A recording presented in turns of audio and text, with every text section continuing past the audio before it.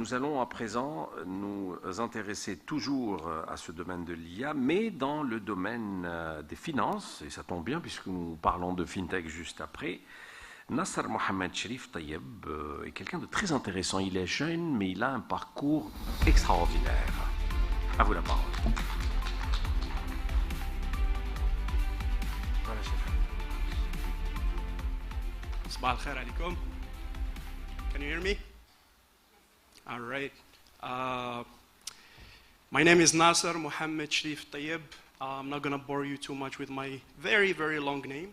But let's first start with addressing the elephant in the room.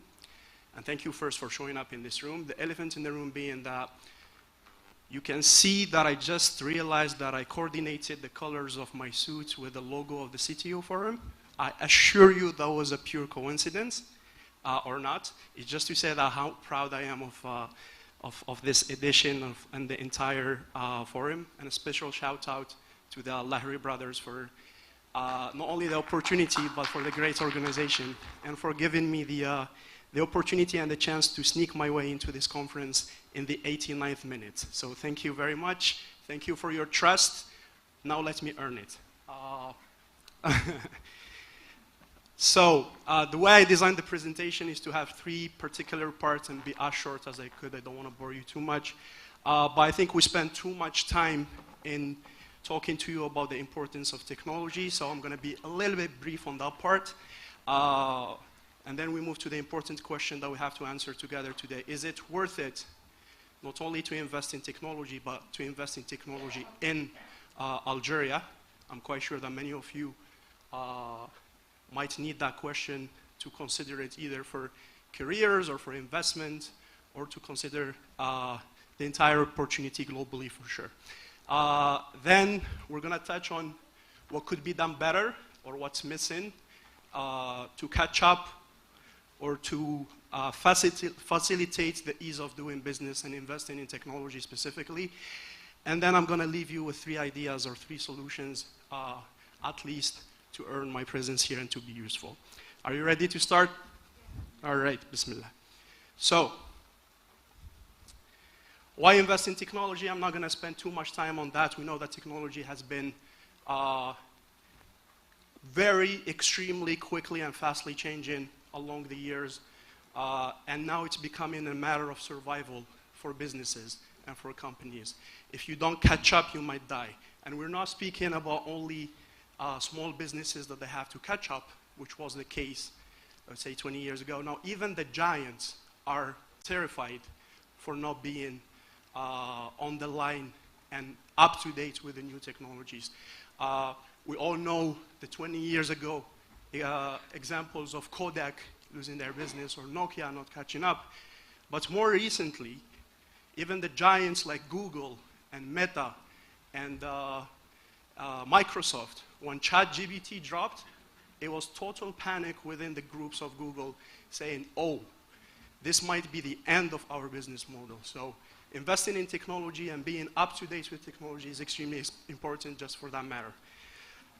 Now, technology has been shaping up sectors, businesses models. We all know, and even cultures for customers and for buyers and for providers all at the same time. 3 basic examples. When was the last time, let's do generational kind of thing. When was the last time you booked a hotel for your trip versus booking an Airbnb? Who's still team hotels? Who's still team Airbnb? Okay, I can see. The last time, I haven't touched a reservation for the hotel in a long time. I prefer Airbnbs. I've only been to hotels when I'm invited by a conference. And Mr. Lahiri, I'm not putting you on the lights in here. Yeah, and it changed the culture. So for me, it became natural for me to go for an Airbnb when I'm discovering a new city.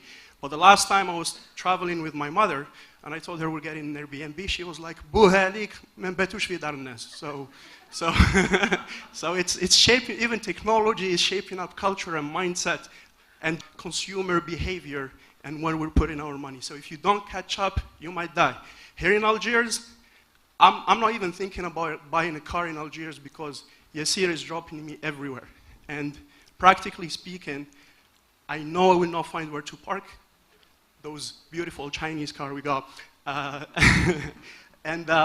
I'm preferring this new technological solution. And even in terms of profit, investing in technology and catching up with technology can be extremely profitable. Just look at how much money Pokemon Go, which is a simple application, made in 1 month. All right? Are you ready to invest in technology yet, or should I do more convincing? More convincing, thank you. By the way, that's Mr. Saleh Agara.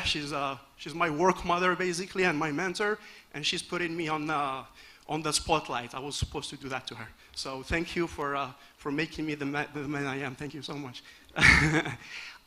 For corporations, if you're a big corporation, if you're a small or medium business, why should you consider investing in technology and being up to date? First, speed, to accelerate your processes, to accelerate your ease to market.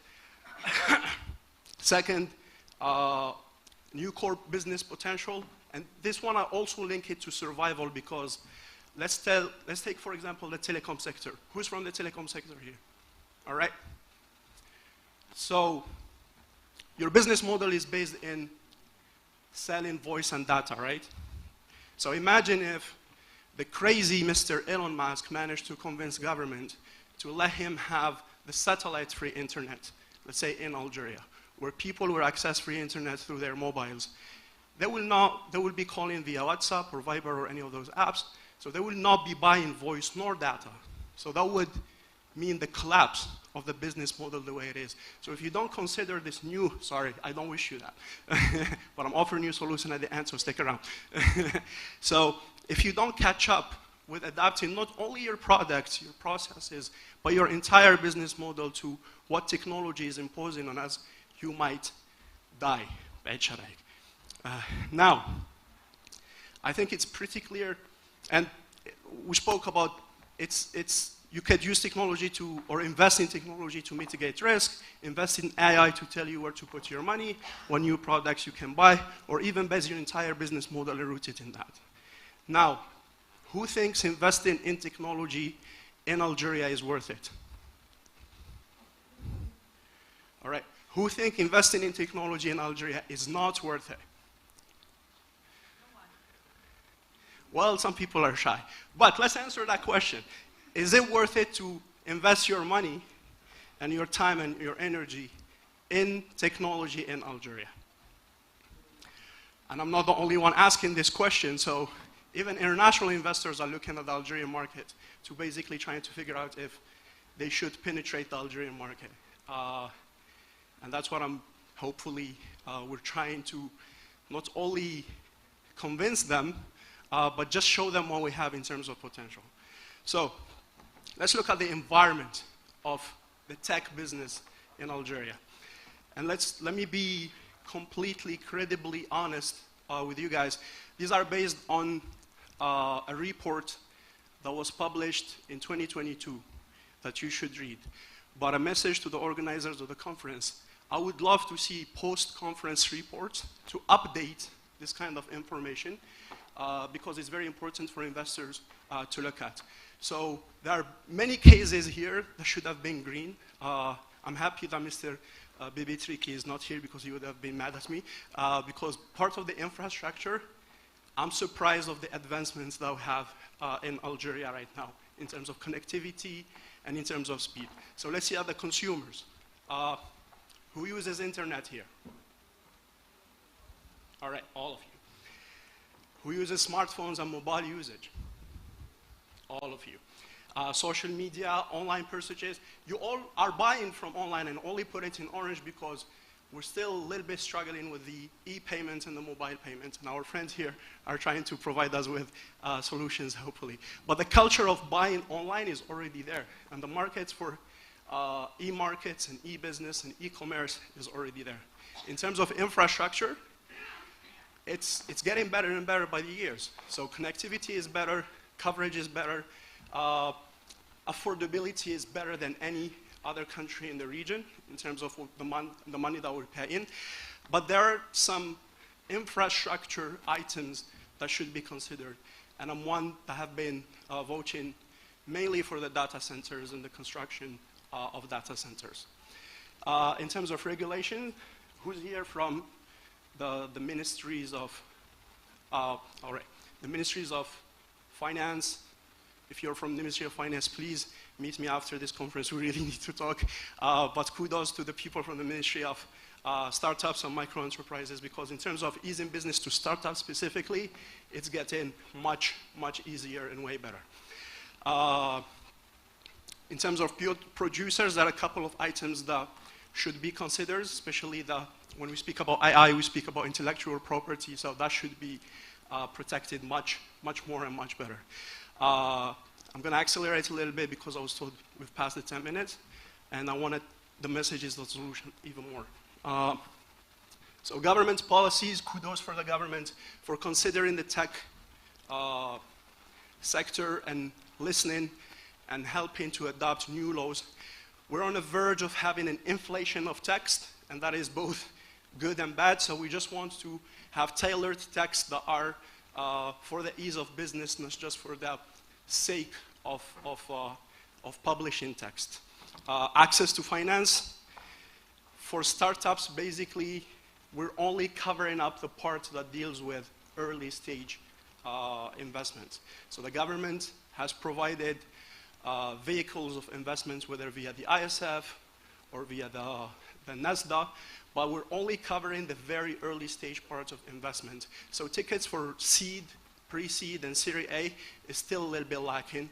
And this is the part where the private sector should step up, the corporate should step up, and this is the part where if we have a success story, we can attract international investors. Support systems. Some people might hate me for what I'm about to say, but we have a lot of incubators and acceleration programs, but it's becoming more and more of an event, PR kind of deal. We don't see the content of shaping up and bringing up startups to a scalable level. So it's more, it should be now more about the quality of the programs rather than the quantity of them. We should focus on having very tailored, very well designed, industry-oriented, sectorial-oriented, if I may say, acceleration programs. Culture, I'll speak about two elements. The very first one is the risk taken by the investors. We're still a little bit hesitant in terms of investing in a Yeseer or in a Temtem or whatever. And the other part, culture, is which is logical because it's something very new, but if it lasts too long, it's going to create a problem for the investment mentality and investment culture. We need people who take calculated risk based on very well-informed data. All right. Now, challenges. I'm going to keep it brief because I don't want to give the negative, too much of the negative in a very positive presentation, I would say. But the startup maturity is, in terms of what we're meeting, it's mostly project led by fresh graduates and students or by people who are leaving the corporate world to take a chance on the entrepreneurial journey, which is amazing. However, to reach a certain maturity, they need support, they need backup, they need real incubators and real acceleration programs, and that is still a little bit lacking. Funding, we only provide government-backed, very, very early stage tickets. We don't have any real presence of local private venture capitals, no local corporate venture capital vehicles, no presence of international, no regional venture capital funds so far. So we need to change that as soon as possible. And the other thing is scalability exists. And I'm very happy that Mr.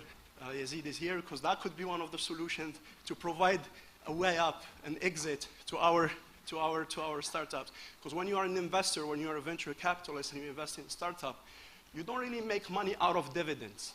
You make money out of your exits, out of your bigger fundraising rounds. So if there are only early stage tickets offered in the country, as an investor who's not interested in making money out of dividends, how would I be making my money if I cannot exit, if I cannot scale up, and if I cannot raise bigger tickets? So that should change. All right?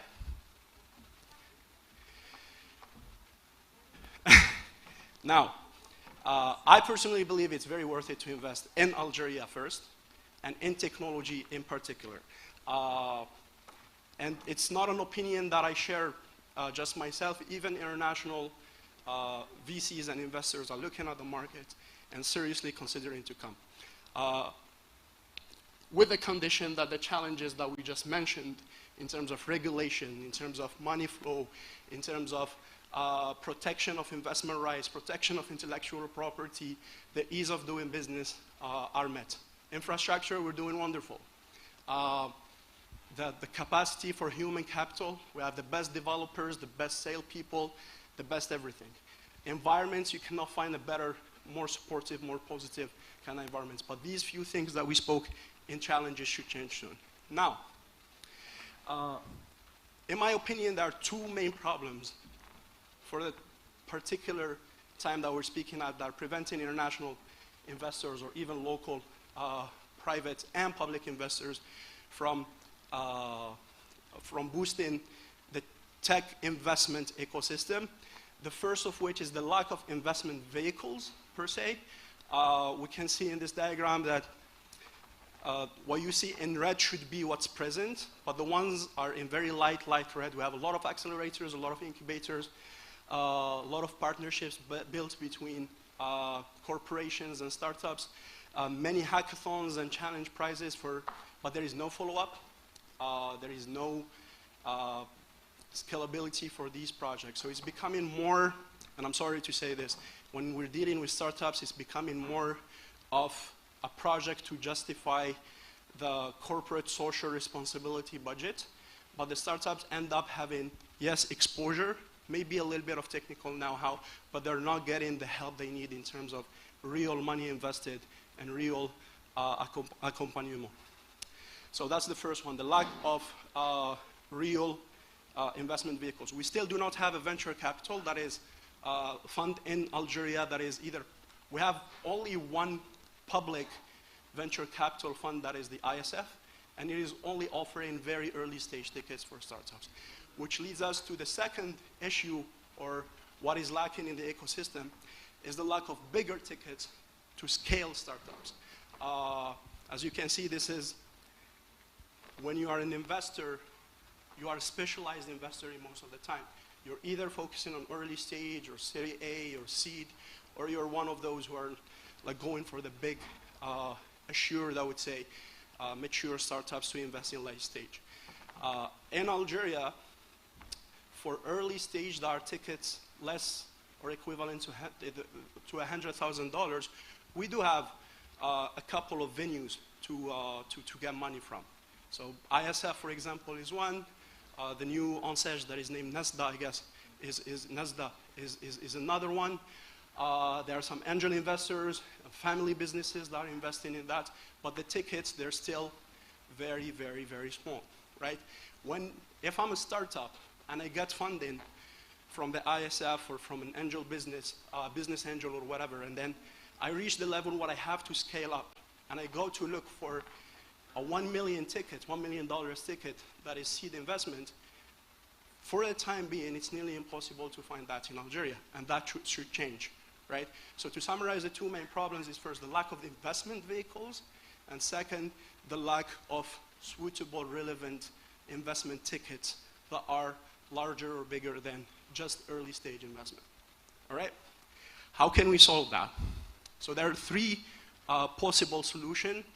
One on the very first one is to start mobilizing the existing structured under the title of investment funds, so les sociétés de gestion de fonds d'investissement et les sociétés de capital investissement. And I'm going to speak about the challenges that are facing but this is more of a, I would say, a midterm to a long-term kind of solution. The second one is to start promoting the culture of doing corporate venturing, or starting funds that are corporate venture capital within big corporations. And what does that mean is that, let's say a telecom company of our friends here would dedicate a certain percentage of their capex to be purely and solely invested in startups, providing solutions to their own business model, to the ecosystem, to whatever. And that's very easy to do because the money is most of the time always there. You just need to build up tailored teams that know how to structure an investment and how to scale up a startup. The third solution that is to an immediate to a short term is having tailored acceleration programs that are backed by investors and led by corporations, and I explain myself more. So the main, apart from the investment ticket that the startups are facing, or the lack of bigger investment ticket, the other problem that they face when they are in the very early stage is to get a client, and not just a client, get a sustainable client. So a solution would be, let's say for example, fintech, which has been buzzing like these lately. So we bring a group of banks, both public and private, and we tell them, give us all the problems that you need to be solved, whether it's an organizational problem with its new products, new services, whatever they need to be solved, right? And then we communicate that to a tailored accelerator that is backed by investors. So the startup in this case will have the acceleration program to be formed and trained and accompanied, will have the investment money, and will have a client when they graduate from this acceleration program. So it's like a 360 kind of circle where they don't worry about their future per se. How feasible are these three solutions? Let's see. The very first one is still a little bit complicated because in 2017, the law allowed Algerians to start des sociétés de gestion de fonds d'investissement et des sociétés de gestion de capital investissement, right? And once you have the licenses for either one of these, you can raise money in dinars or even in foreign currency, and you can invest in startup. The text has been a little bit ambiguous, especially to international investors, and now it's being redrafted. Now, as we speak, there are discussions about coming up with a new text to get rid of these kind of problems. So if you look at the legal framework here, the part that you see in green here is the part where the text is pretty clear. If you want to start a fund management company, this is what you should do, this is what you should do, this is what you're allowed to do. But here, it doesn't look red too much. It's still ambiguous. So hopefully we're going to have a solution for that sometime soon. But once we do, it's pretty straightforward. You just structure an investment fund where investors, where an investment fund would raise money from different investors, individuals, corporations, local, private, international, it does not matter. And then convey the fund management to a specialized fund management company that will work on getting the pipeline, structuring the investments, scaling up the businesses, and selling them or exiting them or wherever. So this is one of the solutions, but the challenge here is to have a finalized text that is pretty clear, not only to local investors, but specifically to international investors. The second solution, which is pretty straightforward, who works for a big corporation here in Algeria? Telecom, pharma, all right, we need to talk after this, please.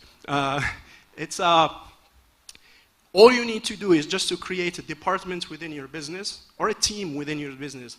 It can be like 5 to 10 people, with skills are in finance, in scalability, in fetching for the real startups, and give them a portion. 5% of your capex could be enough.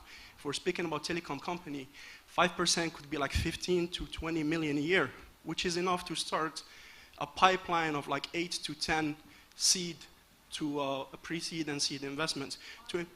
Already done, wonderful. Which company do you work for?